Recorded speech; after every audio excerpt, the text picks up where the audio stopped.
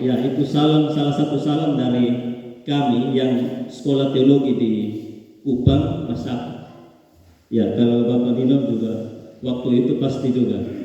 Jadi itu salah satunya yang mewakili orang Timor. Ada juga orang Rote, Soda Mole, Nio itu bahasa.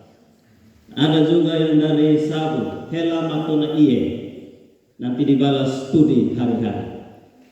Jadi Bapak Mama dan saudara-saudara, kami pelayan ini kenapa ketika kami ditugaskan, kami tidak kembali ke kampung halaman sendiri untuk pendeta di situ, tetapi pergi ke tempat-tempat baru dengan tujuan untuk belajar bahasa baru, salah satunya belajar bahasa baru. Kalau kita hanya di satu kampung, maka kita hanya tahu satu bahasa saja, padahal bahasa itu kaya. Amin. Tuhan ciptakan bahasa itu sangat banyak. Karena itu jangan puas dengan satu bahasa. Kalau bisa belajar bahasa Inggris, bahasa Korea, dan seterusnya. Amin. Amin. Ya. Karena bahasa asli kita dalam Alkitab itu ada bahasa Ibrani di kitab PL dan bahasa Yunani di kitab PB. Bagaimana kau hanya tahu bahasa Indonesia dan bahasa Timur Amarasi, lalu kau belajar bahasa-bahasa lain? Orang lagi kau juga kau bilang baik, kau senyum baik. Ya. Bapak Mama dan saudara-saudaraku sekalian, hari ini saya diberikan kesempatan untuk memimpin kebaktian Jemaat Efata Penriung. Ada dua momen penting dalam pribadi saya, yaitu momen pertama adalah pertama kali saya memimpin kebaktian pagi hari ini sebagai status pendeta ini. Kali lalu beberapa kali saya diberikan kesempatan oleh Bapak Pendeta Nino dan Bapak Pendeta Patse Baluk. Waktu itu saya masih status mahasiswa dan juga vikaris. Tapi sekarang momen hari ini adalah saya sebagai pendeta. Lebih khusus pendeta dari Jemaat Efata Penriung. Amin. Bapak Mama dan saudara-saudaraku sekalian, momen yang kedua adalah hari bahagianya saya. Karena hari ini tepat usia saya yang ke-29 tahun. Saya bersyukur karena Tuhan kasih saya hadiah bukan karena kue ulang tahun atau hadiah coklat. Tapi Tuhan kasih saya hadiah ulang tahun di usia ke-29 ini adalah hadiah pendeta, hadiah abdi Allah.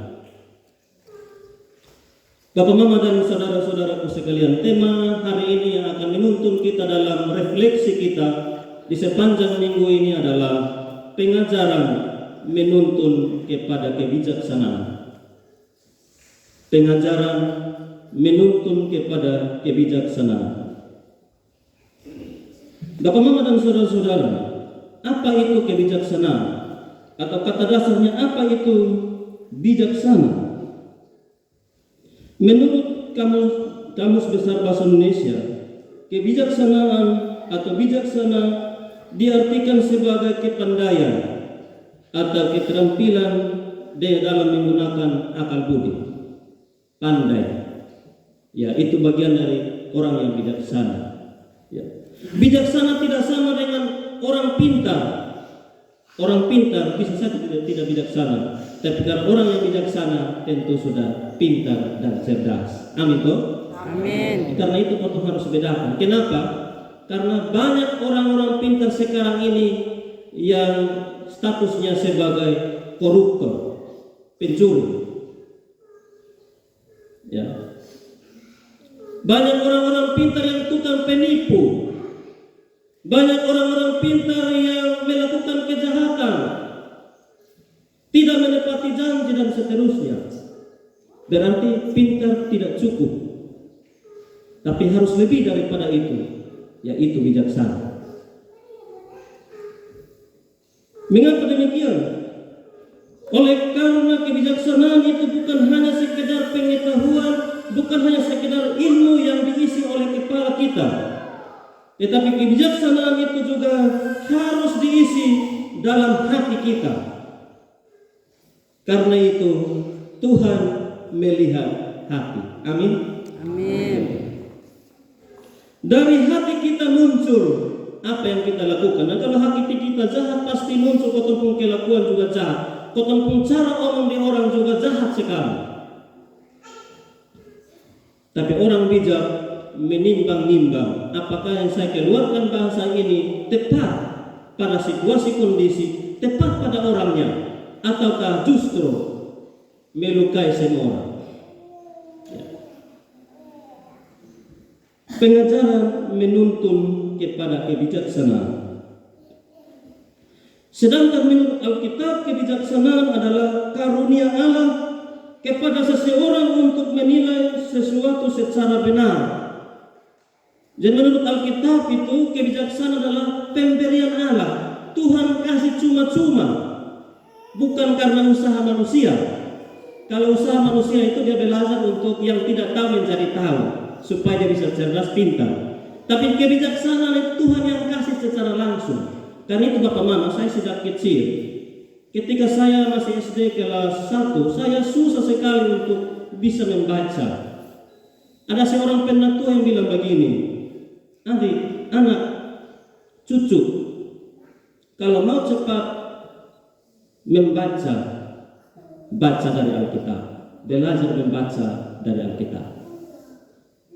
Saya coba mengikuti Bapak majelis ini, saya belajar huruf eja-eja di huruf di Alkitab. Ternyata Tuhan kasih itu hikmat, Tuhan kasih itu kebijaksanaan.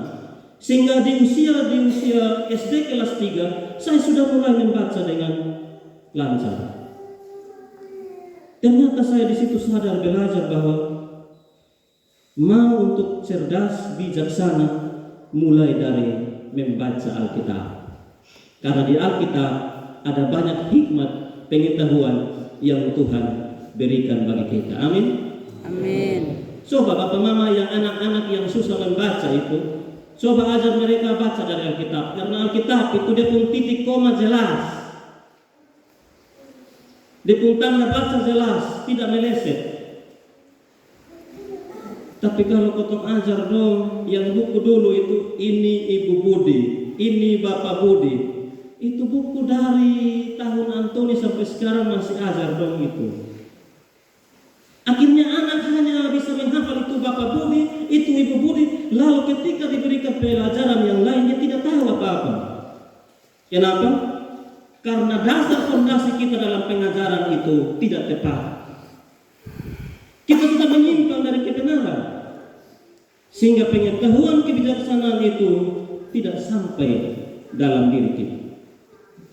Kali ini Bapak Mama dan saudara-saudara, kita belajar kenapa, karena hari ini kita memasuki bulan pendidikan Gemini. Bulan Juli identik dengan bulan pendidikan. Dan tema hari ini mengawal kita untuk berefleksi sepanjang bulan Juli adalah menyangkut dengan pendidikan. Kalau saya tidak sekolah, tidak mungkin saya berdiri hari ini di sini pakai toga. Amin. Amin. Karena itu pendidikan penting Bapak Mama. Pendidikan yang bisa dapat merubah segala keadaan menjadi baik. Yang dari tidak baik menjadi baik, dari yang terbelakang bisa menjadi terkemuka. Kita di NTT Bapak Mama masih terbelakang. Salah satu faktor terbelakangnya kita adalah pendidikan. Ada sekian banyak anak-anak yang putus sekolah. Di kampung-kampung kenapa putus sekolah? Banyak faktor. Salah satunya karena orang tua tidak mampu, faktor ekonomi. Tapi juga karena faktor anak itu sendiri. Ada orang-orang kaya yang tidak kurang dengan uang, tapi anaknya tidak tamat SMP, tidak tamat SMA. Kenapa?